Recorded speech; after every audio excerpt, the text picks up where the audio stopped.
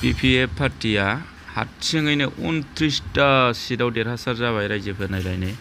एकदमबारे BJPआ 3ल' UPPLआ 6 जन बेनिफ्राय मोनसेया सोरनि जाखो बेखौथ' होनाय जायासै सासे खमना 40टायावहाय दा बेबायदि जादों एकदमबारे हारसिङैनो BPFआ 29टा सिट लानानै देरहासार जानो हाबाय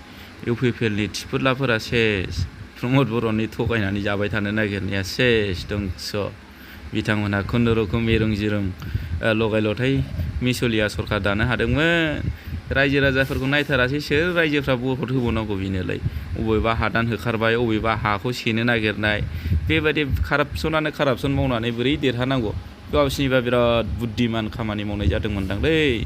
प्रमद बर' सारमोना नाथाय दा थाङै थुङै 0 फेरेंगा सारनि थिफुथलायाबो गैला फेरेंगायाबो जेनबाय मोननैबो गेलेबाय मोननैयावबो जेनबाय बिसिखौ सिथायनो